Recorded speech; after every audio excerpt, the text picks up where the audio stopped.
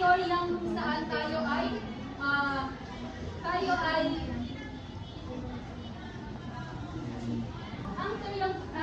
ang panitikan ay hindi lamang ito isang tula o yung mga kwento. Dahil ang panitikan ay nagsisilbing salamin ng ating buhay. Ibig sabihin, ang mga kwento o yung mga napapanood natin ay may koneksyon sa ating buhay. May koneksyon sa tunay na buhay. Kaya ang teorya moralistiko ay isang paraan kung saan tayo ay may isang paraan na nagbibigay sa atin ng moral lesson. Kumbaga, ang teoryang moralistiko ay isang hangga kung saan ang lahat ng mga nagbabasa o nanonood ay nakafocus lamang sa mga moral lesson. Kung saan, sa teoryang moralistiko ay meron tayong 5 katangian. Basahin na. Mga katangian ng moralistiko. Refleksyon, pagkilala sa tama at mali, pagpapakita ng bunga, pagpapahalaga ng pasal, paghuhubog ng pagkatao. So dito sa mga katangian ng moralistiko, ang una ay nagbibigay ng aral at leksyon sa atin. Ito na yung matutunan natin kung ano ang mga inaaral natin sa akdanan yon. At pagkilala sa tama at mali, kung nagbabasa tayo or may pinapanood tayo, malalaman natin doon kung ang mga tauhan ba ay gumawa ng masama at mali. At ingatlo ay nagpapakita ng bunga, kung saan ang mga tauhan o karakter, kapag may ginawa sila ang mabuti, may good consequences. Ganon din sa pag may ginawa silang mali, may bad consequences. Kung baga dito, pinapakita sa atin na kada action natin ay meron tayong iba't ibang consequences. Ito na yung mga. At ang pang-apat ay nagpapakita ng magandang asal.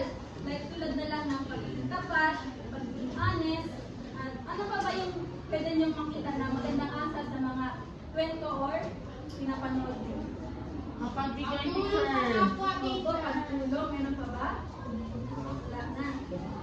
Ang panghuli ay ang paghubog ng pagkatao. Dito kasi sa teoryang moralistiko, kapag meron tayong binabasa or pinapanood, doon pa lang sa pinapanood natin or binabasa natin, meron tayong natutunan. Ito na yung tinatawag natin moralistiko. Moralidad at moral lesson. So yun lamang po. At ngayon naman ay, i-continue ito ni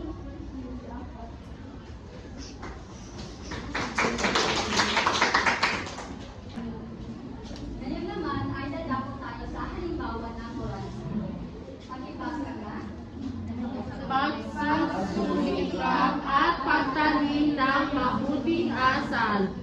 Isang magandang halimbawa ng mag-aaral ay ang kasabihang kapag may inanim ay aalihin. Ipinapakita nito ang mga kahalagahan ng pagsusulikap at pagtatanim ng mabuting asal sa ating paligid.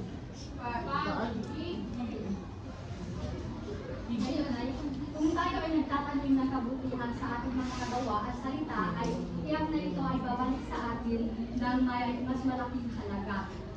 Sa bawat na kabutihan na ating ginagawa, ay nag-aabang tayo sa mas malaki at maliwanag na kinabukasan para sa ating sarili at sa iba. Ngayon naman,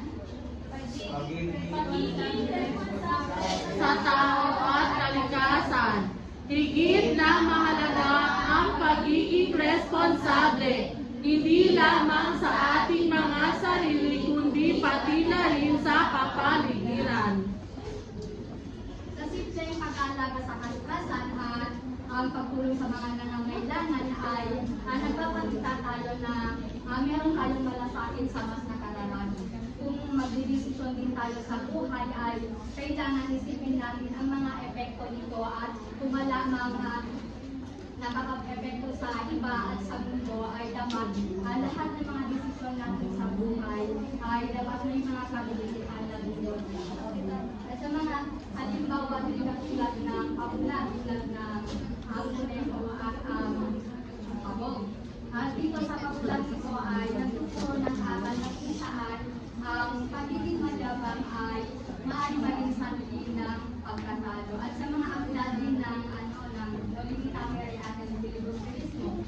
sana nagpapakita na hindi lamang ito naglalarawan ng kalagayan ng lipunan, kundi ito din ay nagtuturo ng aral na kung saan hinggil sa katagutan, kalayaan at kapayapaan. At dito sa mga dito ay nagpapakita ng mga moral na aral na kung saan pwede natin maging gabay sa pang-araw-araw na buhay. At sa mga akdang na-discuss ko kanina ay dito sa mga akdang ito ay nagbibigay aral na kung saan pwede natin isapuan. Palagi natin tandaan na lahat ay kapag gagawa tayo ng kabutihan, dapat isipin natin na kahit parang hindi man natin na nababalik nila o nasusukin nila ang ating kabutihan na ginagawa para sa kanila, at minsan sinasabi natin or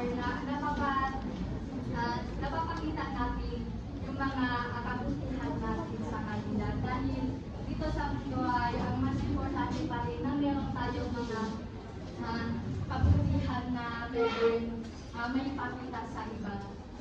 Yun lamang po.